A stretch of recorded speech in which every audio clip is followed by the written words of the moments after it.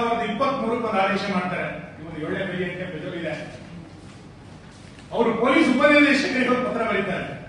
ಬರೆದವರು ಹೇಳ್ತಾರೆ, ಪರಶುರಾಮ ತೀರ್ಥಪಾಲಿನ ಕಾಮಗಾರಿಯನ್ನು ಪೂರ್ಣಗೊಳಿಸಲು ಅನುಕೂಲವಾಗುವಂತೆ ಸೆಪ್ಟೆಂಬರ್ 29ರವರೆಗೆ ಪ್ರವಾಸಿಗರ ಭೇಟಿಯನ್ನು ನಿಷೇಧಿಸಲಾಗಿತ್ತು.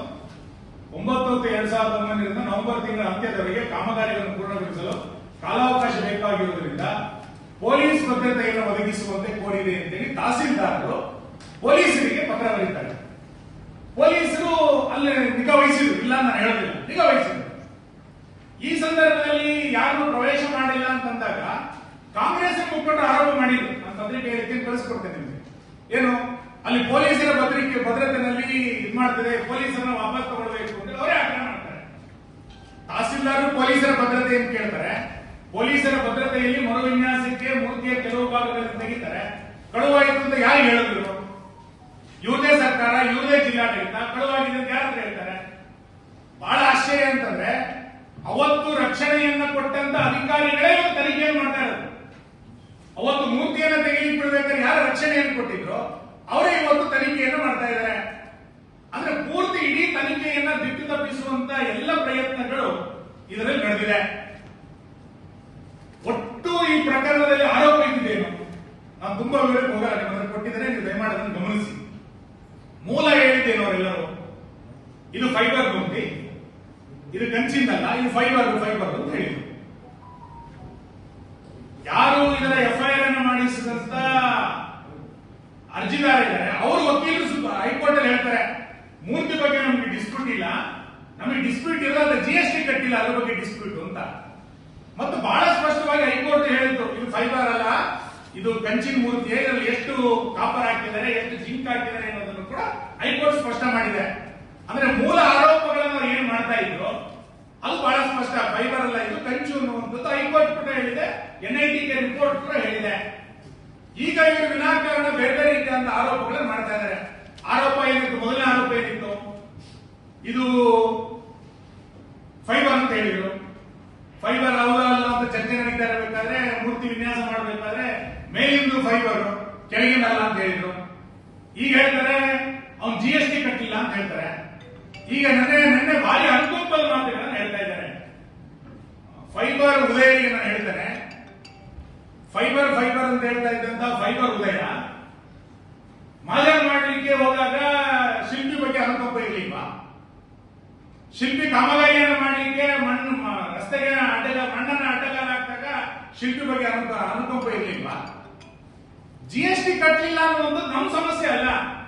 ಆತ ತನ್ನ ಕೆಲಸಗಾರರಿಗೆ ಸಂಬಳ ಕೊಡಲಿಲ್ಲ ಅಂತಂದ್ರೆ ನಮ್ಮ ಕೆಲಸ ಅಲ್ಲ ಅದು. ನಮಗೆ ಕಾಮಗಾರಿಯನ್ನ ಟೆಂಡರ್ ಪ್ರಕಾರ, ನಿರ್ಮಿತಿ ಕೇಂದ್ರದ ಅಗ್ರಿಮೆಂಟ್ ಪ್ರಕಾರ ಏನಾಗಬೇಕಿತ್ತು ಆ ಪ್ರಕಾರ ಕಾಮಗಾರಿಯನ್ನು ಮಾಡ್ಕೊಡ್ಬೇಕು. ಉಳಿದ ವಿಷಯಗಳು ಆತನ ಗ್ಯಾರೇಜ್ ಎಷ್ಟು ಜನ ಇದ್ದಾರೆ, ಆತ ಕರೆಂಟ್ ಬಿಲ್ ಕಟ್ಟಿದಾರೋ, GST ಕಟ್ಟಿಲ್ವೋ, ಕೆಲಸಗಾರರಿಗೆ ಸಂಬಳ ಕಟ್ಟಿಲ್ವೋ, ನಮಗೇನು ಸಂಬಂಧ? ಈಗ ಅವರು 1 ಕೋಟಿ ರೂಪಾಯಿ ಎಲ್ಲಿ ಹೋಯ್ತು? ನಿಮ್ಮದೇ ಸರ್ಕಾರ ಇದೆ, ತನಿಖೆ ಮಾಡಿ, ಯಾರು ಬೇಡ ಅಂತ ಹೇಳಿದ್ದಾರೆ. ಆದ್ರೆ ಈ ತನಿಖೆ ಯಾವ ರೀತಿ ದಿಕ್ ತಪ್ಪು ಅನ್ನಲಿಕ್ಕೆ ನಾನು ಹೇಳುದು, ನಿಮ್ಮ ಹತ್ರ ಡಾಕ್ಯುಮೆಂಟ್ ನಾನು ಕೊನೆಯಲ್ಲಿ ಕೊಟ್ಟಿದ್ದೇನೆ. ದೂರುದಾರರು ಕಾಂಗ್ರೆಸ್, ಮಾಜರ್ ಮಾಡಿದ್ದು ಕಾಂಗ್ರೆಸ್, ರಸ್ತೆಗೆ ಮಣ್ಣು ಹಾಕಿದ್ದು ಕಾಂಗ್ರೆಸ್, ಹಣ ಬಿಡುಗಡೆ ಮಾಡದಲ್ಲೇ ಇರೋದು ಕಾಂಗ್ರೆಸ್, ತನಿಖೆಗೆ ಪ್ರಶ್ನಾವಳಿಗಳನ್ನು ತಯಾರು ಮಾಡ್ತಾ ಇರುವಂತದ್ದು ಕಾಂಗ್ರೆಸ್. ಒಟ್ಟಾರೆ ಇದರ ಉದ್ದೇಶ ಏನು ಅಂತ ಕೇಳಿದ್ರೆ, ಕಾರ್ಕಳದ ಪ್ರವಾಸೋದ್ಯಮ ಆಗಬಾರ್ದು, ಕಾರ್ಕಳದ ವಿಕಾಸ ಆಗಬಾರ್ದು ಅನ್ನುವಂಥದ್ದು ಇವತ್ತು ಇದರ ಪ್ರಯತ್ನವೇ ಬಿಟ್ರೆ ಬೇರೆ ಏನಿಲ್ಲ ಅಂತ ನನಗೆ ಅನ್ಸುತ್ತೆ. ಹೇಳ್ತಾ ಸತ್ಯ ಅಂತ ಅನ್ನಿಸ್ಬಿಡ್ಬಾರ್ದು.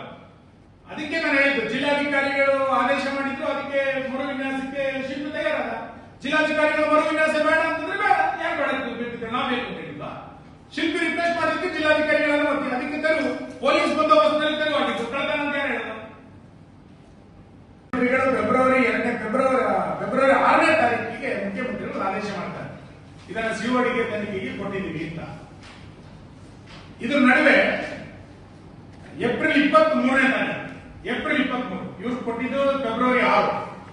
ಏಪ್ರಿಲ್ 23ನೇ ತಾರೀಕಿಗೆ ಶಿಲ್ಪಿ ನನಗೆ ಕಾಮಗಾರಿಯನ್ನು ಮುಂದುವರಿಸಲಿಕ್ಕೆ ಅವಕಾಶ ಕೊಡಿ ಅಂತ ಹೇಳಿ ಕೋರ್ಟಿನ ಒಂದು ಆರ್ಡರ್ ತಗೊಂಡ್ಬರ್ತಾರೆ. ಲೋಕಸಭಾ ಚುನಾವಣೆ ನಡೀತಿತ್ತು 23ನೇ ತಾರೀಕು. 23ನೇ ತಾರೀಕು ಆರ್ಡರ್ ತಗೊಂಡ್ಬರ್ತಾರೆ. 2ನೇ ತಾರೀಕು ರಾತ್ರಿ ರಸ್ತೆಗೆ ಮಣ್ಣು ಹಾಕ್ತಾರೆ. ಮೇ 5ಕ್ಕೆ COD ತನಿಖೆಗೆ ಆರ್ಡರ್ ಆಗುತ್ತೆ. ಫೆಬ್ರವರಿ 6ಕ್ಕೆ ಸಿಎಂ ಟಿಪ್ಪಣಿ ಬರೆಯೋದು, ಕೋರ್ಟಿನ ಆದೇಶ ನಡೆದು ಬರುತ್ತೆ, ಕಾಮಗಾರಿಗೆ ಶಿಲ್ಪಿ ಬರ್ತಾನೆ, ಶಿಲ್ಪಿ ಕಾಮಗಾರಿ ಮಾಡಬಾರ್ದು ಅಂತೇಳಿ ರಸ್ತೆ ಮಣ್ಣಾಕ್ತಾರೆ. 4 ತಿಂಗಳ ನಂತರ ಸಿಒಡಿ ತನಿಖೆಗೆ ಟಿಪ್ಪಣಿ ಆದೇಶ ಆಗುತ್ತೆ. ಯಾಕೆ ಫೆಬ್ರವರಿ ಆದೇಶ ಮಾಡಿದ, ಅವಾಗಲೇ ಆದೇಶ ಮಾಡಿ ತನಿಖೆ ಮುಗಿಸ್ಬೋದಿತ್ತಲ್ಲ.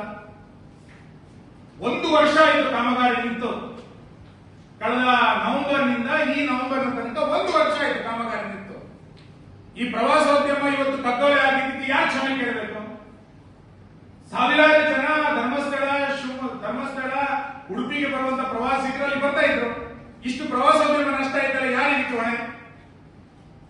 ತನಿಖೆಯ ನೆಪದಲ್ಲಿ 1 ವರ್ಷ ಕಾಲಹರಣ ಮಾಡಿದ್ರಿ, ಹಣ ಬಿಡುಗಡೆ ಮಾಡಲಿಲ್ಲ, ಕಾಮಗಾರಿಯನ್ನು ಹಸ್ತಾಂತರಗೊಳಿಸಲಿಲ್ಲ, ವಿನಾಕಾರಣ ದಿನಕ್ಕೊಂದೊಂದು ಕಥೆಗಳನ್ನ, ಫಸ್ಟ್ ಫೈಬರ್ ಅಂತ ಹೇಳಿದ್ರಿ, ಆಮೇಲೆ ಮೇಲ್ಭಾಗ ಮಾತ್ರ ಅಂತ ಹೇಳಿದ್ರಿ, ಕೆಳಭಾಗ ಸರಿ ಇದೆ ಅಂತ ಹೇಳಿದ್ರಿ, ಗೋಪಾಳ ಅಂತ ಹೇಳಿದ್ರಿ, ಅವನು GST ಕಟ್ಟಿಲ್ಲ ಅಂತ ಹೇಳಿದ್ರಿ, ಶಿಲ್ಪಿ ಸರಿ ಇಲ್ಲ ಅಂತ ಹೇಳಿದ್ರಿ, ಶಿಲ್ಪಿ ಚೇಂಜ್ ಆಗಬೇಕು ಅಂತ ಹೇಳಿದ್ರಿ. ಈಗ ಶಿಲ್ಪಿ ಬಗ್ಗೆ ಅನುಕಂಪ ತೋರಿಸ್ತೀರಿ. ನಿಮ್ಮ ಆರೋಪ ಏನಿದೆ ಅಂತ ಈಗ ಇವತ್ತು ಹೇಳ್ತಾ ಇದ್ರಿ.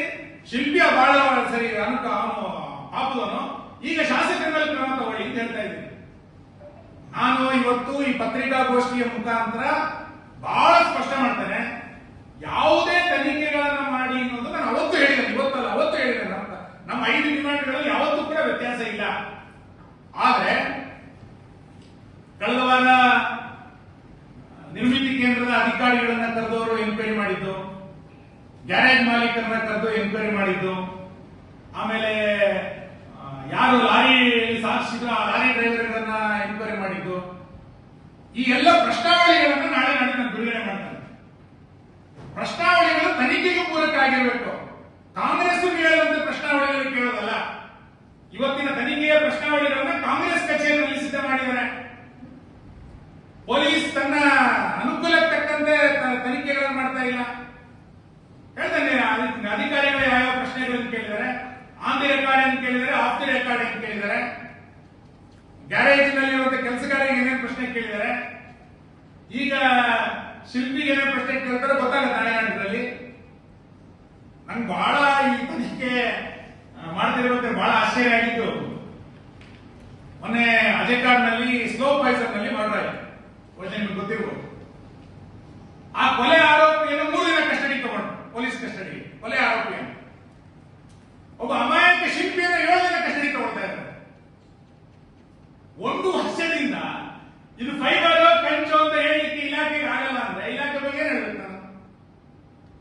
7 ದಿನ ಕಸ್ಟಡಿ ತಗೊಂಡು ಅವನನ್ನ ಏನ್ ಮಾಡಿಸ್ಲಿಕ್ಕೆ ಕೊಟ್ಟಿದ್ದೀರಿ? 2.25 ಕೋಟಿ ರೂಪಾಯಿಯ ಮೂರ್ತಿಗೆ 1.25 ಕೋಟಿ ರೂಪಾಯಿ ಬಿಡುಗಡೆ ಆಗಿದ್ದು, ಇನ್ನೂ ಮುಂದಿನ ಬಿಡುಗಡೆ ಮಾಡಲಿಲ್ಲ. ಆ ಹಣ ಬಿಡುಗಡೆ ಮಾಡಿ ಅಂತ ಹೇಳ್ತಾ ಇದ್ದಾರೆ. ಅದಕ್ಕೆ ತಯಾರಿಲ್ಲ ನೀವು. ಈಗ ನೀವು ಉಳಿದೆಲ್ಲ ವಿಷಯಗಳನ್ನ ಹೇಳಲಿಕ್ಕೆ ಶುರು ಮಾಡಿದ್ದೀರಿ. ಮನೆಯಲ್ಲಿ ಕೂರ್ಬೇಕಾದ್ರೆ ವಿಧಾನಸೌಧದಲ್ಲಿ ಕೂರ್ಬೇಕು. ಯಾರು ಮನೆಯಲ್ಲಿ ಕೂರ್ಬೇಕು, ಯಾರು ವಿಧಾನಸೌಧದಲ್ಲಿ ಕೂರ್ಬೇಕು ಅಂತ ಜನ ತೀರ್ಮಾನ ಮಾಡ್ತಾರೆ. ನೀವು ತೀರ್ಮಾನ ಮಾಡೋದಲ್ಲ. ನಾನು ವಿಧಾನಸೌಧದಲ್ಲಿ ಇರಬೇಕು ಅಂತ ಜನ ತೀರ್ಮಾನ ಮಾಡಿದರೆ ನಾನು ವಿಧಾನಸೌಧದಲ್ಲಿ ಕೂತಿದ್ದೇನೆ. ನೀವು ಮನೆಯಲ್ಲಿ ಕೂರ್ಬೇಕು ಅಂತ ಹೇಳಿ ಜನ ತೀರ್ಮಾನ ಮಾಡಿದ್ರೆ 5 ನಿಮಿಷ ಮನೆಯಲ್ಲಿ ಕೂತ್ಕೊಳ್ಳಿ. ಜೀವಂತವಾಗಿದ್ದಾಗಲೇ ಶವಯಾತ್ರೆಯನ್ನ ವೀರಪ್ಪಯ್ಯರ, ಗೋಪಾಲ್ ಭಂಡಾರಿಯವರ ಶವಯಾತ್ರೆಯನ್ನು ಮಾಡಿದಂತ ಮಾನಸಿಕತೆಯೇ ಇವತ್ತು ಶಿಲ್ಪಿಯ ಅನ್ನಕ್ಕೆ ಕಲ್ಲಾಕಿರೋದು. ಆ ಮಾನಸಿಕತೆ ಬದಲಾಗಲಿಲ್ಲ.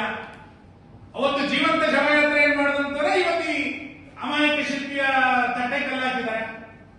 ಆ ಶಿಲ್ಪಿ ಏನ್ ಮಾಡಿದೆ ನಿಮಗೆ? ನೀವು ಯಾರು ನಮ್ಮ ಮೇಲೆ ಆರೋಪ ಮಾಡಬಹುದಿತ್ತು.